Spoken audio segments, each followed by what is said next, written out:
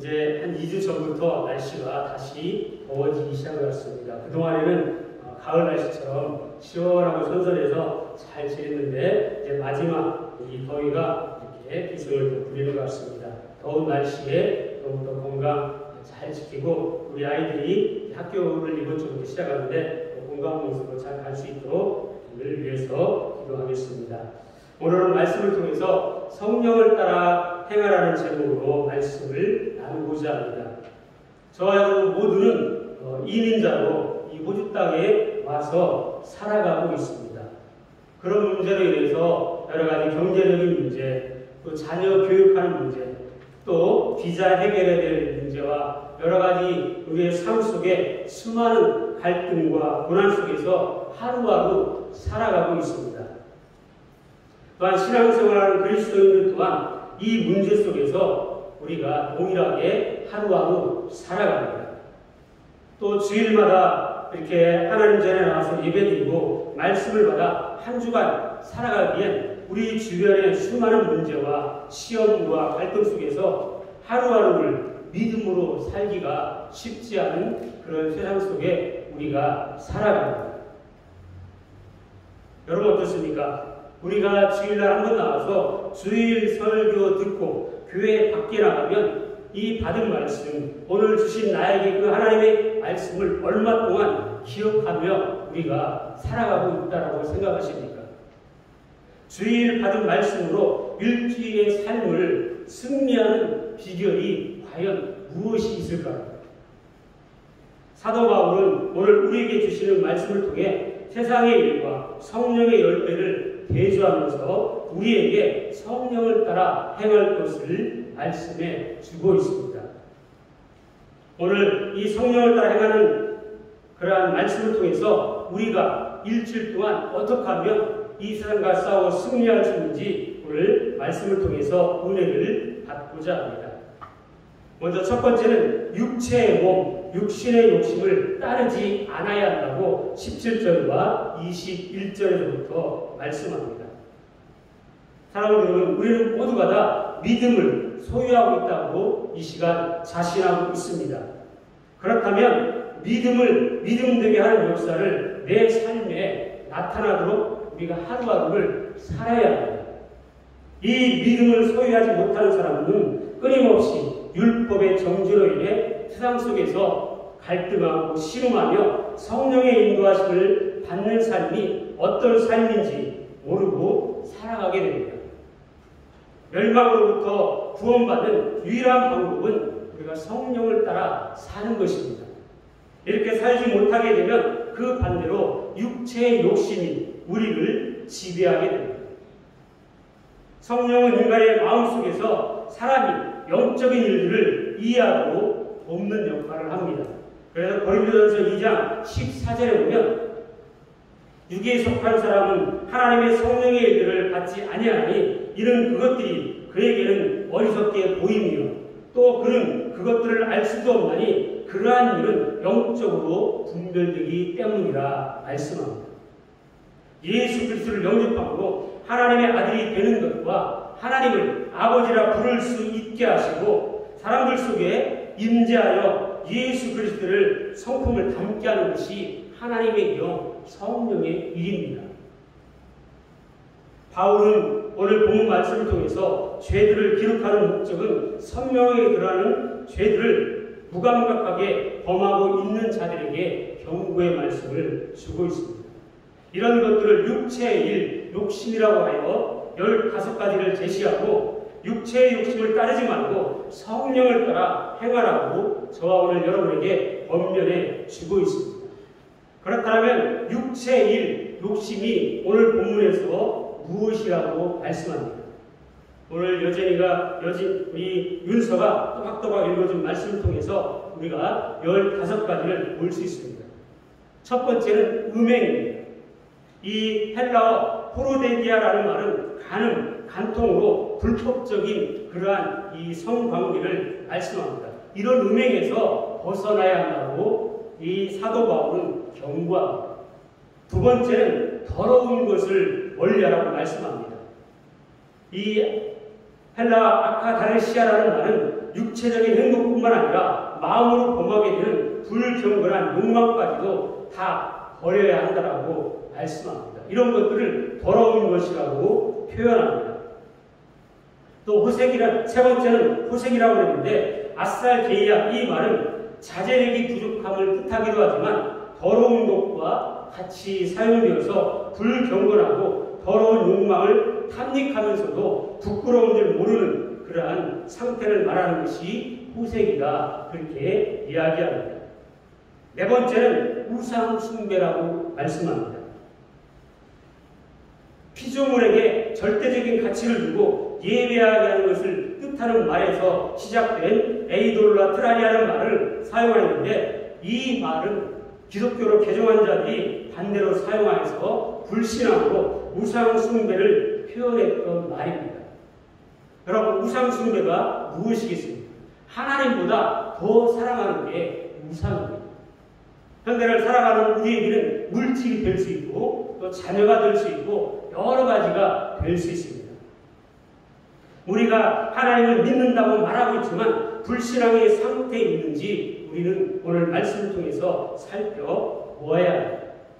다섯 번째는 주술이라고 했습니다. 파르게니아라는 말인데 마술적 행위를 뜻합니다. 여러분, TV에서 보면 마술을 하는데 어떻습니까? 사람이 훅 하고 넘어가게 되어 있습니다. 갑자기 손에서 꽃가루가 날리고 또 비둘기가 나오고 이런 장면을 하는데 한 가지씩 쉬운 장면을 가르쳐주는 것을 보게 됩니다. 그러면 어떻습니까?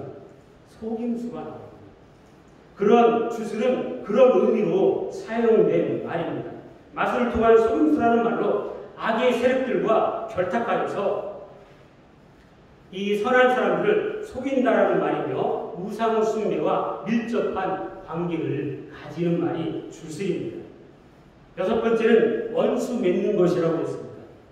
테크트라이라는 말인데 적개심이나 증오심을 가지고 하나님의 뜻에 반항하는 인간의 행동을 가리키는 말입니다.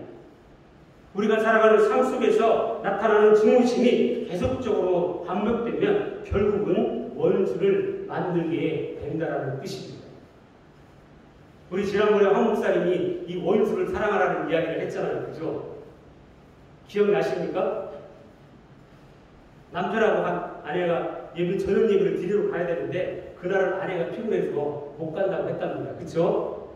근데 남편이 교회 갔다 와서 아내한테 너무너무 잘하는 거예요. 그러니까 이 아내가 우리 목사님 어떤 말씀으로 은혜를 주었기에 우리 남편이 이렇게 변화가 됐지? 그래서 그 다음날 전화를 해보니까 목사님이 별 말씀 안 했습니다. 원수를 사랑하라. 그 설교했다는 거예요. 여러분, 주변에 우리는 원수를 만들어서는 안 되는 것입니다. 오히려 사랑하고 믿음으로 우리가 감싸 줘야 하는 거죠. 사도 바울은 이러한 일들을 우리에게서 떠나게 해야 한다고 말씀합니다. 이런 일이 반복되면 계속해서 분쟁이 나타나게 됩니다. 이 에이스라는 말은 언쟁이나 다투기를 좋아하는 기질을 뜻합니다. 파괴적인 싸움은 세상뿐만 아니라 교회 속에서도 늘 존재하며 결국은 서로의 말다툼은 당을 짓는 것과 서로를 분리하게 되어서 시험에 들게 되고 결국은 교회가 이런 문제로 인해서 나뉘어지는 경우도 발생합니다. 그렇기 때문에 사도 바울은 교회에서 이러한 것들이 사라져야 한다고 말씀하고 있는 것입니다. 여덟 번째는 시기입니다. 젤로스입니다. 열심을 뜻하기도 하는 이 말은 이 열심은 상대로 하여금 시기심을 발동할 수 있다는 것을 말합니다. 그러니까 지나친 열심을 가리킬 때 사용하였습니다. 우리나라에도 이 시기 때문에 속담이 있잖아요. 그죠? 사돈이 요즘에는 그렇답니다. 차를 사면 내가 경찰이 되어야 한다고 생각합니다. 왜요? 딱지 때려고. 이게 시기라는 것입니다. 12번째는 분열합니다. 디코스타레라는 말인데 의견이 불일치하여 분열하거나 서로의 영역을 구분해서 자신의 영역을 넘어오면 오히려 화를 내고 공격하는 그러한 것이 됩니다. 본문에서는 분쟁과 연결되어 다른 어떠한 유리한 입장에 대해 앙심을 품는 그런 의미로 사용이 되어졌습니다. 아홉 번째 육신의 일은 분내는 것이라고 했습니다. 디포이라는 말인데 인간의 마음속에 이 가지고 있는 노여움을 밖으로 터뜨리는 행위를 말합니다. 어떻습니까? 요즘에는 수많은 사람들이 너무 살아가다가 스트레스를 많이 받게 되면 자기도 모르게 순간적으로 어떻습니까? 화가 확 터뜨리는 그러한 시대에 우리가 살아가고 있습니다. 이러한 것을 우리가 조심하고 버려야 한다는 것입니다. 10번째는 당짓는 것이라고 했습니다. ATI라는 말인데 자신의 이익을 위해 부당한 방법을 사용하고 모략이나 음모 등을 일삼는 것을 의미합니다. 11번째는 이단이라고 했습니다. 하이레 세이스라는 말인데 종교적으로나 철학적으로 특별한 결례나 사고방식을 가진 자나 특정한 결례로 뭉쳐진 집단을 가리키는 것입니다.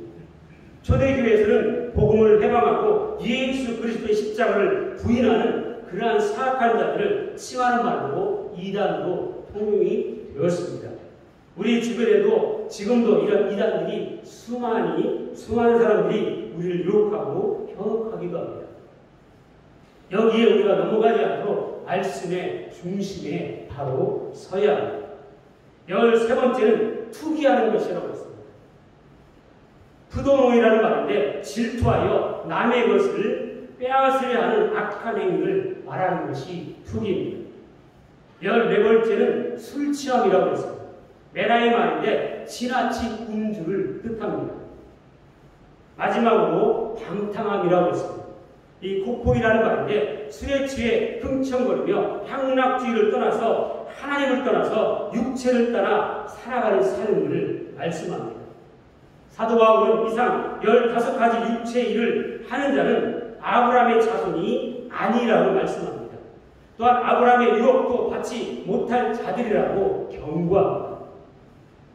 하나님께서는 성도들은 아브라함의 자손, 자기 백성으로 부르시는 것은 하나님께로 합당한 자로 살도록 하기 위함이라고 데살로니가전서 2장 12절에 말씀합니다. 이는 너희를 부르사 자기 나라와 영광에 이르게 하시는 하나님께 합당히 행하게 하여 함이라고 말씀합니다. 육체의 종으로 매여 육신의 쾌락을 쫓는 자는 하나님의 심판에 의하여 하나님의 나라를 기업으로 얻지 못하는 것입니다. 데살로니가후서 1장 5절에 보면 이는 하나님의 공의로운 심판의 표요 너희로 하여금 하나님 나라에 합당한 자로 여김을 받게 하려 하니 그 나라를 위하여 너희가 또한 고난을 받느니라 그렇게 말씀했습니다. 종말의 때에 하나님의 나라로부터 쫓겨나게 될 것이라고 경고하고 있는 하나님의 말씀입니다. 그래서 에베소서 5장 5절에 보면 너희도 정녕 이것을 알지니라 음행하는 자나 더러운 자나 탐하는 자 곧 우상 숭배하는 자는 다 그리스도와 하나님의 나라에서 기업을 얻지 못한다라고 말씀하고 있습니다. 사랑하는 여러분, 평생 우리가 하나님을 믿고 예수 그리스도를 위해 살아왔는데 우리가 하나님 앞에 갔을 때 하나님의 기업을 얻지 못한다면 우리가 지금까지 신앙생활을 했던 것은 헛된 것이 됩니다. 경상도 말로 헛방입니다. 마태복음 7장 21절에 보면 나더러 주여 주여 하는 자마다 다 천국에 들어갈 것이 아니요 다만 하늘에 계신 내 아버지의 뜻대로 행하는 자야 들어갈 수 있느니라 말씀했습니다. 사랑하는 여러분, 육신의 욕심 15가지를 성령의 열매로 채우는 성도가 되기를 주님의 이름으로 간절히 부탁을 드립니다. 하나님의 영광을 나타내고 하나님의 기업을 받는 복된 성도가 되시기를 주님의 이름으로 간절히 축원을 드립니다. 두 번째는 우리의 삶 속에서 성령의 열매를 맺어야 합니다. 22절에서부터 23절에 말씀했습니다. 올해 여름 날씨가 어떻습니까? 많이 시원했습니다. 그렇게 덥지 않은 가을 날씨 같았습니다. 저희 집에도 텃밭을 만들어서 호박도 심고 상추, 고추, 오이 등을 심었는데 열매가 안 열리는 거예요. 이 오이도 한번 열렸다가 그냥 열리지 않고 시들시들하고 가지도 안 열리고 고추도 안 열리고 또 이 상추는 시들시들해서 말라버려요. 아무리 물을 주고 해도 잘 되지가 않았습니다. 날씨 탓이었습니다. 우리가 물도 주고 거름도 주고 열심히 했는데 열매가 안 열리니까 속상합니다. 우리 강전사님도 속상해 죽겠대요. 막 이거 잘 자라고 있는데 달팽이가 와서 뜯어먹어버리면 얼마나 아깝습니다. 마찬가지입니다. 예수님께서도 저와 여러분에게 신앙의 열매, 성령의 열매를 맺기를 원하고 계십니다. 예수님께서는 믿는 자가 하나님을 위해 열매 맺는 방법을 설명하시기 위해 포도나무 비유를 말씀하셨습니다. 예수님은 성도가 자기 안에 있지 않으면 열매를 맺을 수 없다고 말씀합니다. 요한복음 15장 5절에 보면 나는 포도나무요 너희는 가지라. 그가 내 안에 내가 그 안에 거하면 사람이 많은 열매를 맺나니 나를 떠나서는 너희가 아무것도 할 수 없느니라 경고합니다. 예수님께서 공급해 주시는 영양분을 내가 공급받지 않으면 성도는 결코 열매를 맺을 수가 없다는 것입니다. 예수님 안에 거한다는 표현이나 성령을 따라 행한다는 것은 같은 의미입니다. 사랑하는 여러분, 성령의 사역 없이는 우리가 예수님 안에 거할 수 없으며 예수님에게서 나오는 영양분을 공급받을 수도 없는 것입니다. 이처럼 성령은 성도나 예수님을 하나 되게 하시며 성도로 하여금 하나님을 위해 풍성한 열매를 맺게 하시는 역할을 감당합니다. 사도 바울은 성령의 열매 9가지로 나누어 구체적으로 설명합니다. 그런데 중요한 것은 성령을 통해서 우리 안에 맺어지는 열매가 하나님의 영광을 드러낸다는 사실입니다. 요한복음 15장 8절에 말씀했습니다. 너희가 열매를 많이 맺으면 내 아버지께서 영광을 받으실 것이고 너희는 내 제자가 되리라. 오늘 말씀처럼 우리가 성령을 따라 행하면 하나님의 영광을 나타나게 된다는 사실을 마음에 새기시길 바랍니다. 이런 생각에서 우리는 하나님의 영광을 위해 성령의 열매를 사모하고 그 열매를 맺게 하시는 성령의 도우심을 간구하여 내 안에 있는 육체의 일을 하나하나씩 없애가야 합니다. 성령의 열매들을 채우는 성도가 되시기를 주님의 이름으로 간절히 축원을 드립니다. 사랑하는 여러분, 육체의 일은 죄악된 인간의 본성에 의해서 발생합니다. 성령의 열매는 하나님의 영이 우리들 마음속에 우리들 사람 가운데 살아 역사할 때 얻게 되는 열매입니다. 열매에 해당하는 헬라어 이 카르포스는 성령의 은사와 구별되는 것으로 성령의 사역뿐만 아니라 인간의 책임성을 나타낸다고 말씀합니다. 성령의 열매 9가지를 살펴보며 마음의 넣음으로 육체의 일들을 몰아내야 합니다. 그래서 오늘은 이 성령의 열매 9가지를 또한 살펴보고자 합니다. 우리가 많이 들어왔지만 다시 한번 우리가 가슴에 새기기를 바랍니다. 이 사랑을 뜻하는 아가페는 무조건적이며 헌신적인 하나님의 사랑을 의미합니다. 그래서 요한복음 3장 16절에 말씀했습니다. 하나님이 세상을 이처럼 사랑하사 독생자를 주셨으니 누구든지 저를 믿으면 멸망치 않고 영생을 얻게 하려 하심이라고 했습니다. 하나님께서 우리를 사랑하신 그 사랑처럼 우리도 마땅히 서로 사랑해야 하는 것입니다. 그 의미가 강하게 담겨져 있습니다. 진정한 그리스도인의 사랑은 청결한 마음과 선한 양심과 거짓이 없는 마음에서 비롯된다고 말씀합니다. 사랑하는 여러분, 이 사랑으로 내 옆에 있는 이웃, 형제들을 사랑하는 것이 진정한 사랑인 것입니다. 두 번째는 희락과 기쁨이라고 했습니다. 이 카라라는 말인데 저급한 인간적인 욕망을 채우는 데서 오는 순간적이며 육적인 기쁨을 가리키는 것이 아니라 우리를 향하신 하나님의 사랑을 순종적으로 믿음으로 말미암아 생기는 기쁨이다 이 말입니다. 그래서 구원받은 자는 거룩한 기쁨으로 살아간다라고 말씀합니다. 로마서 14장 17절에 보면 하나님의 나라는 먹는 것과 마시는 것이 아니요 오직 성령 안에 있는 의와 평강과 희락, 기쁨이라고 말씀했습니다. 그러니까 우리가 교회 와서 예배드리고 성도가 교제할 때 어떻습니까? 우리 마음에 마음에 기쁨이 늘 충만해야 합니다. 그런데 그 사람이 싫어지고 미워지고 이런 육체적인 일이 자꾸 내 마음속에 쌓이면 어떻습니까? 우리가 빨리 회개하고 이 성령의 열매를 채우도록 우리가 그렇게 노력을 해야 하는 것입니다. 세 번째는 화평이라고 했습니다.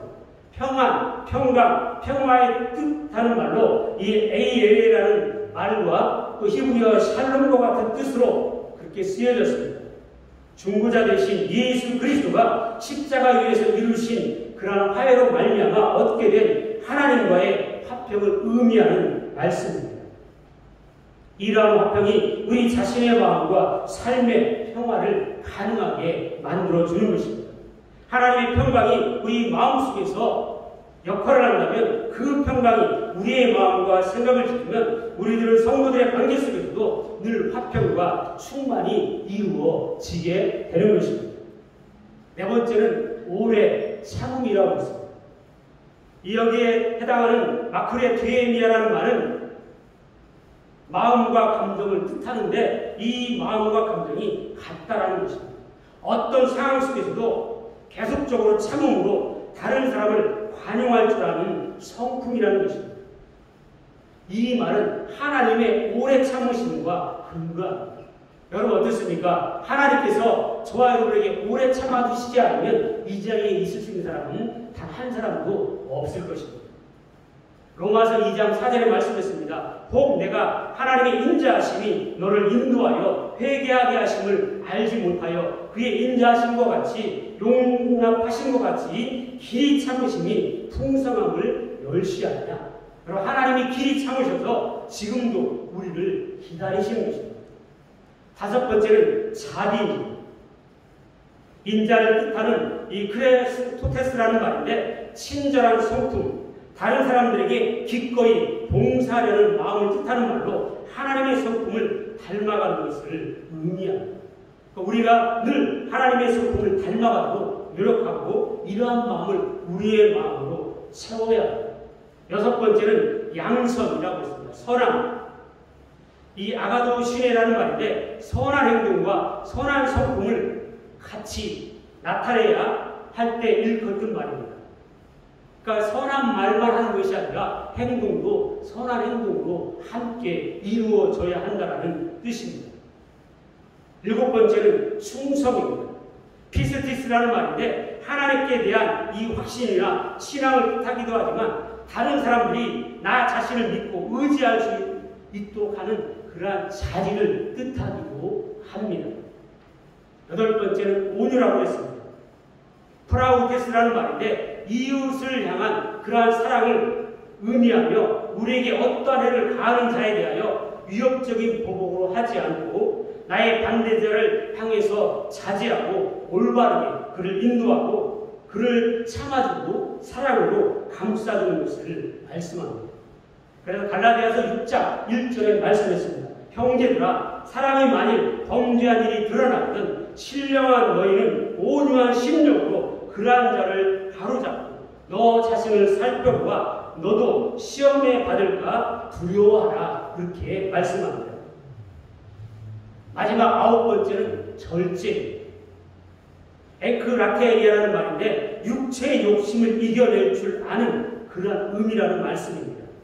이 말은 19절에 언급된 성적인 문제들에 있어서 절제를 가르치기 위해서 사용했습니다. 그래서 19절에 보면 육체의 일은 분명하니 곧 음행과 더러운 것과 호색이라고 했습니다. 이것들에 대해서 절제할 줄 알아야 한다는 것입니다. 사랑하는 여러분, 성령을 따라 해가는 삶은 하나님의 제재를 받지 않습니다. 왜냐하면 성령의 열매들이 인간의 행위에서 생긴 것이 아니라 성령의 사역을 위해서 은사로 선물로 주어진 것이기 때문에 성령의 인도하심을 받는 자는 결코 율법 아래 있지 아니하고 성령의 열매를 맺는 율법을 이룬다는 그러한 뜻이기 때문입니다. 그리스도의 사람은 성령의 열매를 맺어야 합니다. 이 열매는 십자가에 자기의 정욕과 욕심을 못 박은 사람들은 꼭 열매를 맺게 되어 있습니다. 열매를 보고 그 나무를 안다고 하였습니다. 성령의 열매가 없는 그리스도인은 아직 그리스도인이 아닐 수도 있는 것입니다. 성령의 지배를 받지 않고 육신의 일을 행하는 자는 젖먹이와 같은 그리스도인일지도 모릅니다. 사랑하는 오늘 주신 말씀처럼 성령의 열매를 모두 소유하고 이 성령의 열매를 맺는 그러한 그리스도인이 되기를 예수 그리스도의 이름으로 간절히 축원을 드립니다. 오늘 주시는 말씀의 결론입니다. 성령으로 살고 성령으로 행하라고 말씀합니다. 25절과 26절입니다. 만일 우리가 성령으로 살면 또한 성령으로 행할지니 헛된 영광을 구하여 서로 노엽게 하거나 서로 투기하지 말지니라 말씀합니다. 사랑하는 여러분, 인간의 의지를 가지고는 이 땅에서 하나님의 사람으로 그리스도인으로 성령의 사람으로 살아갈 수 없습니다. 인간은 원죄와 자범죄를 짓고 살아가기 때문에 이것을 인간의 의지로 이기는 것은 결코 쉬운 일이 아닙니다. 성령의 열매는 전적으로 성령을 의지할 때 이루어진다는 사실을 믿으시기 바랍니다. 성령으로 행한다. 이 스토이케이라는 말인데 엄격하고 규범적인 의미로 군대의 명령에 사용된 말입니다. 순종한다는 의미를 가지는 뜻입니다. 사도 바울은 우리가 성령의 인도하심에 철저하게 순종해야 하는 것이 그리스도인의 삶의 원리라고 가르치고 오늘 우리에게 말씀합니다. 사도 바울은 교회 안에서 헛된 영광을 구하려다가 발생하는 분쟁과 그러한 것들을 멀리하라고 말씀합니다. 여러분, 헛된 영광은 무엇입니까? 속이 없는 열매라는 것입니다. 우리가 이렇게 과일 상품점에 가서 과일을 하나하나 골라오잖아요. 그죠? 골라왔는데도 안에 보면 썩은 게 있어서 버리는 경우가 있습니다. 이게 헛된 열매라는 것입니다. 겉에는 열매가 보기에 좋아 보이는데 속은 썩었다라는 것입니다. 이러한 것을 구하지 말라라는 것입니다. 투기는 자기보다 남을 낮게 여기는 겸손함으로 해결할 수 있다라고 말씀합니다. 그래서 겸손을 실천하라고 말씀합니다. 빌립보서 2장 3절에 보면 아무 일이든지 다툼이나 허용으로 하지 말고 오직 겸손한 마음으로 각각 자기보다 남을 낮게 여기라고 말씀합니다. 사랑하는 여러분, 우리가 지금까지 육신의 연약함에 굴복하여 성령을 따라 행하지 못했다면 성령이 임하게 해달라고 이제는 기도하고 이 성령의 도우심을 간구해야 합니다. 그렇지 않고 육체의 욕심에서 벗어나기 위해 우리 스스로 노력한다면 끊임없이 우리는 실패하고 좌절할 수밖에 없게 됩니다. 우리는 하나님의 영광을 위해 성령을 따라 행함으로 성령의 도우심으로 성령의 9가지 열매를 맺어 이 땅에서 매일매일 하루하루의 삶이 성령의 도우심으로 승리하는 저와 여러분의 되기를 주님의 이름으로 간절히 축원을 드립니다. 이러한 성령의 9가지 열매가 우리에게 맺혀져 있으면 어떻습니까? 일주일을 우리가 승리할 수 있는 것입니다. 이 비결을 마음에 새기시고 성령의 열매로 이번 한 주간도 승리하고 하나님께 영광 올려드리는 복된 우리 모든 펠스타님께 성도가 되기를 주님의 이름으로 간절히 축원을 드립니다. 사랑과 은혜가 풍성하신 아버지 하나님, 우리는 연약하여서 때로는 넘어지고 이 육신의 일 때문에 늘 좌절하고 아버지 하나님, 하나님 앞에 회개하고 내